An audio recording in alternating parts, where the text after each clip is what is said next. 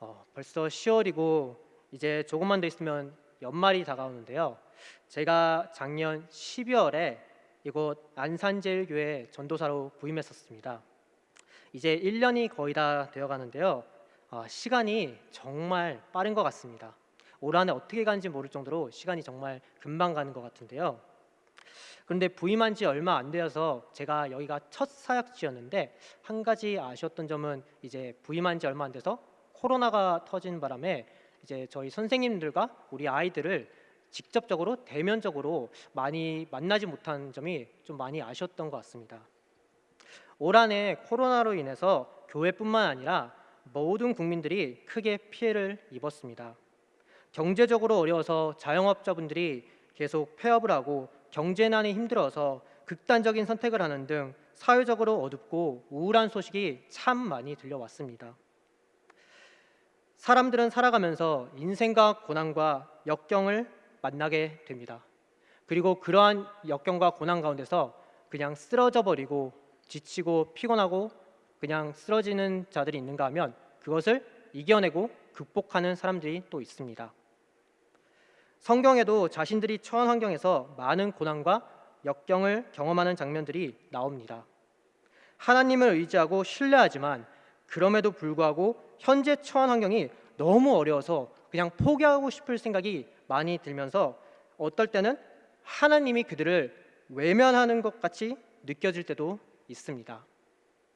오늘 본문을 통해서 그러한 역경들을 극복하는 방법이 무엇인지 또 그리고 하나님께서 그러한 환경 가운데 놓여 있는 자신의 백성들에게 어떻게 응답하시는지를 알아가는 시간이 되었으면 합니다.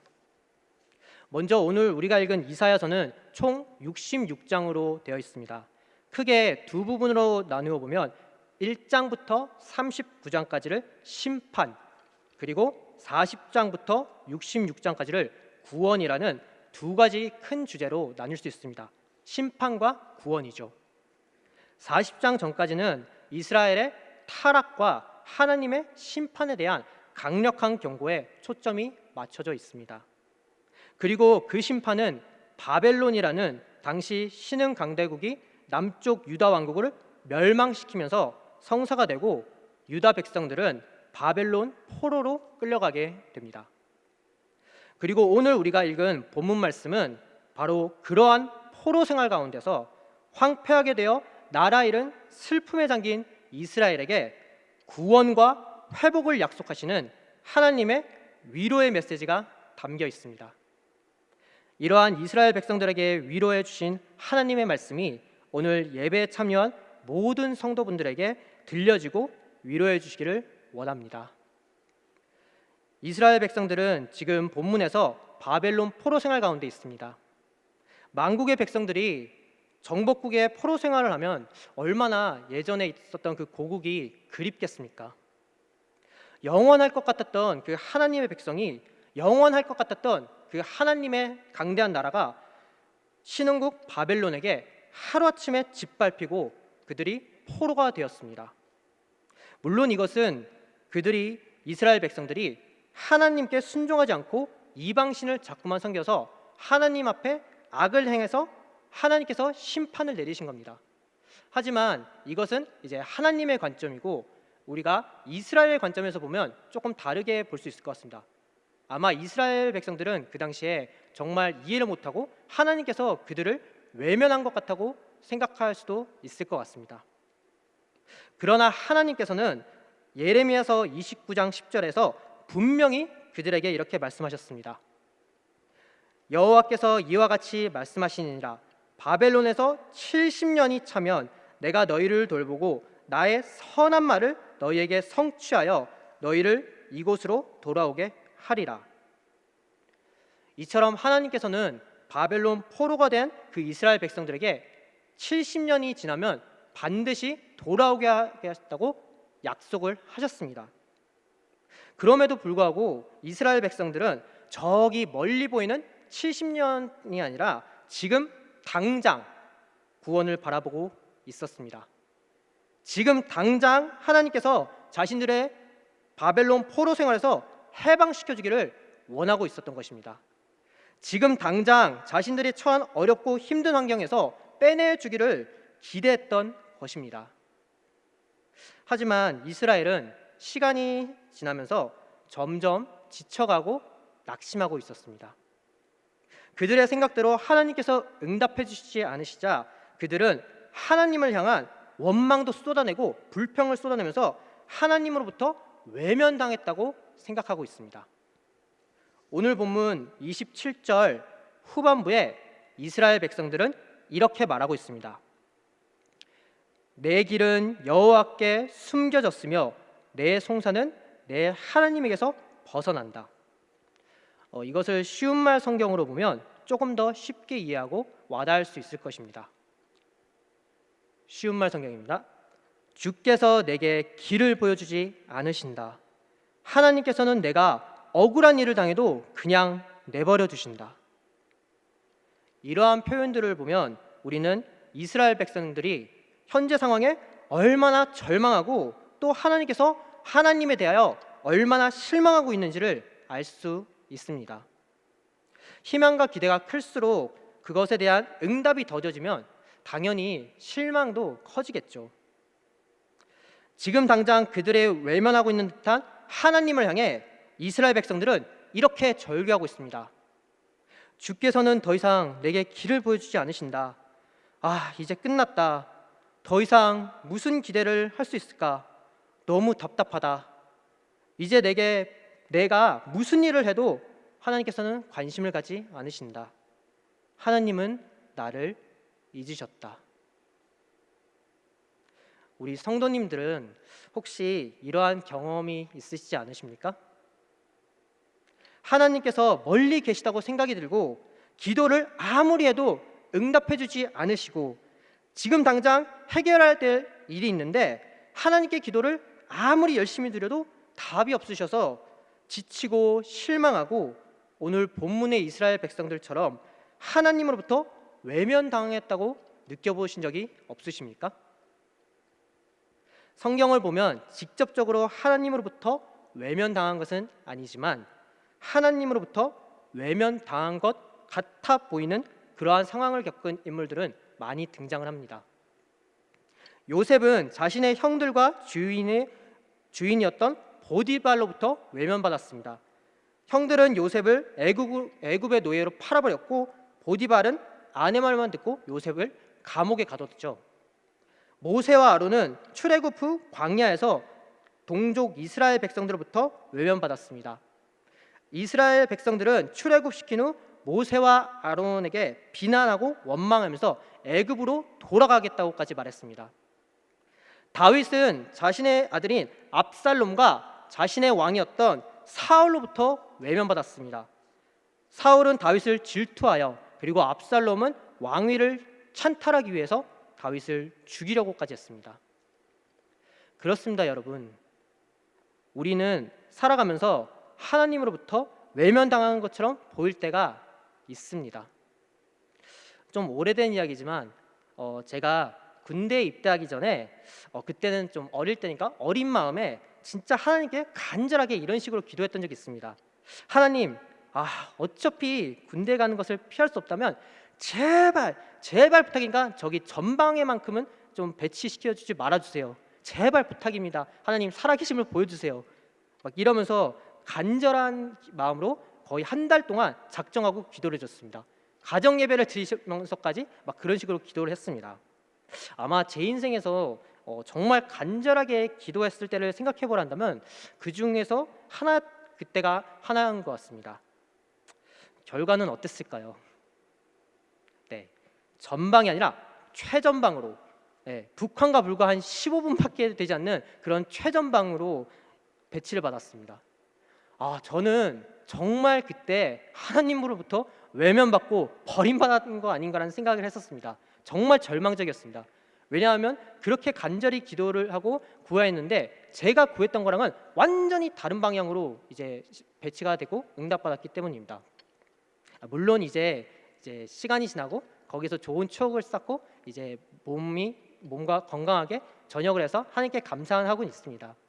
그런데 그 당시에는 정말 저는 하나님께 뒤통수를 얻어맞은 것처럼 하나님께 외면받았다고 생각했습니다. 이처럼 작고 크게 우리는 살아가면서 하나님으로부터 외면당한 것처럼 보일 때가 있습니다. 그러면 여러분, 하나님께서는 정말 우리들의 부르짖음에 응답하지 않으시고 아예 외면해 버리시는 분인가요? 아까 살펴봤던 오늘 본문 27절에 그 답이 나와 있습니다. 27절입니다. 야곱아, 어찌하여 내가 말하며 이스라엘아, 내가 이르기를 내 길은 여호와께 숨겨졌으며 내 송사는 내 하나님에게서 벗어난다 하느냐. 이스라엘 백성들은 이렇게 말하죠. 내 길은 여호와께 숨겨졌으며 내 송사는 하나님께로서 벗어났다. 더 이상 소망이 없다. 무엇을 하나님께 바란가? 나는 이제 끝났다. 그러나 이사야 선지자는 이렇게 그들을 책망합니다. 어찌 네가 그런 말을 하느냐? 그런데 이것은 이스라엘을 향한 하나님의 외침이었습니다. 어찌 네가 나를 그렇게 원망하느냐? 어찌 네가 나를 그렇게 믿지를 못하느냐? 이스라엘은 바벨론 포로 현장에서 하나님께서 그들과 함께 계시지 않은 것 같다고 느껴졌을 때 자신들의 조상들에게 응답하셨던 여호와 하나님을 끝까지 바라봐야 했습니다. 비록 더딜지라도 늦을지라도 하나님께서는 이스라엘 백성들을 결코 외면하지 않으신다는 것을 이스라엘 백성들은 애굽에서 400년 노예 생활하였던 그들의 조상들에게 응답하시고 출애굽시켜 주셨던 여호와 하나님을 기억해야 했습니다. 여기서 하나님은 이스라엘 백성들에게 야곱과 이스라엘이라고 부르시는데 이것은 창세기 28장 15절에 하나님께서 야곱에게 주신 언약을 상기시킵니다. 창세기 28장 15절에 하나님께서 야곱에게 이렇게 말하고 있습니다. 내가 너와 함께 있어 네가 어디로 가든지 너를 지키며 너를 이끌어 이 땅으로 돌아오게 할지라. 내가 내게 허락한 것을 다 이루기까지 너를 떠나지 아니하리라 하신지라. 아멘. 창세기에서 야곱에게 내가 너와 함께 있어 어디로 가든지 지켜준다는 그 약속을 하신 하나님께서 지금 몇백 년 후에 있는 야곱의 자손들에게 다시 한번 강력하게 말하고 있는 것입니다. 그리고 이어지는 오늘 본문 28절과 29절에는 그러한 하나님이 어떠한 분이신지를 다시 자세하게 말해주고 있습니다. 28절과 29절입니다. 너는 알지 못하였느냐? 듣지 못하였느냐? 영원하신 하나님 여호와 땅 끝까지 창조하신 이는 피곤하지 않으시며 곤비하지 않으시며 명철이 한이 없으시며 피곤한 자에게는 능력을 주시며 무능한 자에게는 힘을 더하시나니.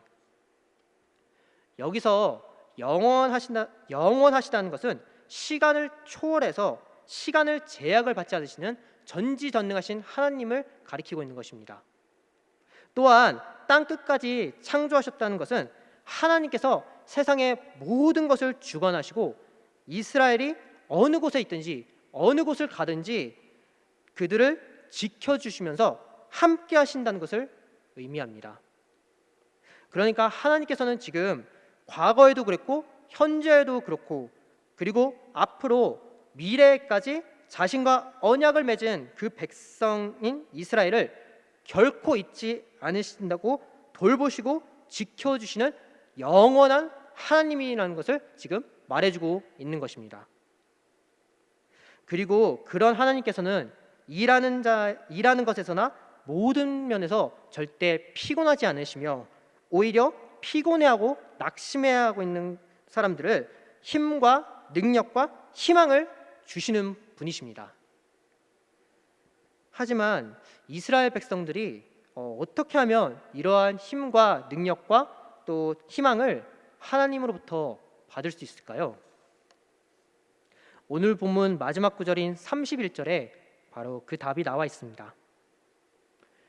오직 여호와를 앙망하는 자는 새 힘을 얻으리니 독수리가 날개치며 올라감 같을 것이요 다른 박질하여도 곤비하지 아니하겠고 걸어가도 피곤하지 아니하리로다.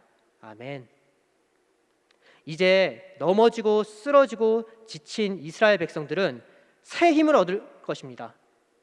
비록 그들이 준비되어 있지 않더라도, 포기하고 싶고 불투명한 절망적인 미래 가운데 있을지라도 영원한 피곤하거나 지치지 않는 하나님께서 다시 그들을 일으켜 세우실 것입니다. 이스라엘이 할 일은 오직 한 분, 과거에 그들에게 은혜를 베풀어 주시고 야곱과 언약을 맺으셨던 그 하나님을 끝까지 의지하고 앙망하는 것입니다. 여기서 하나님을 앙망하다라는 것은 하나님을 바라보고 그분에게 소망을 두는 것입니다. 결국 하나님께서는 정말로 이스라엘 백성들을 잊지 않으셨습니다. 그들을 기억하셨습니다.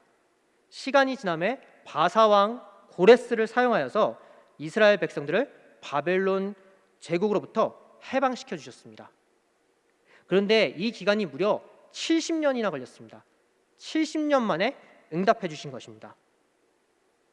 하나님께서는 반드시 그분을 앙망하고 그분께 소망을 둔 그분의 백성들의 부르짖음을 외면하지 않으시고 응답해 주십니다.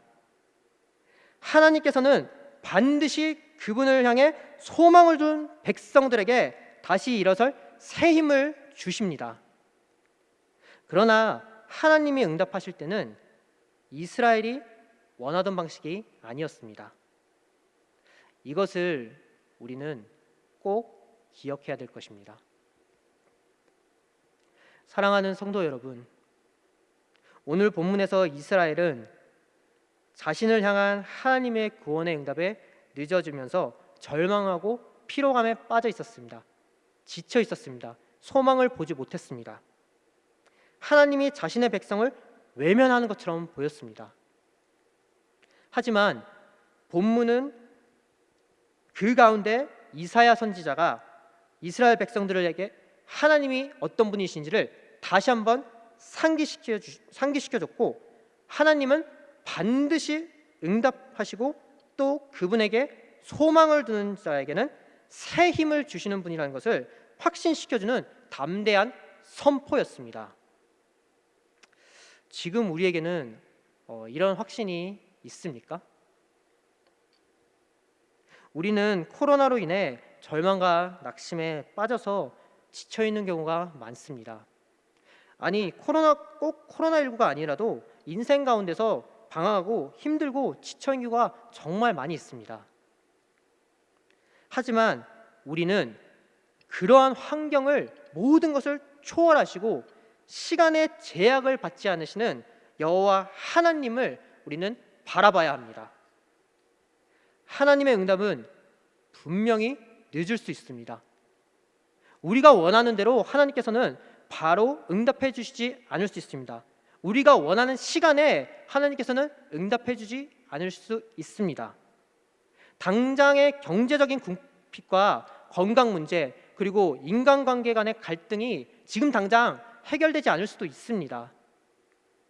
하지만 여러분, 그러한 가운데서 우리는 우리 각자에게 그동안 역사하시고 인도해 주셨던 여호와 하나님의 은혜를 기억해야 합니다.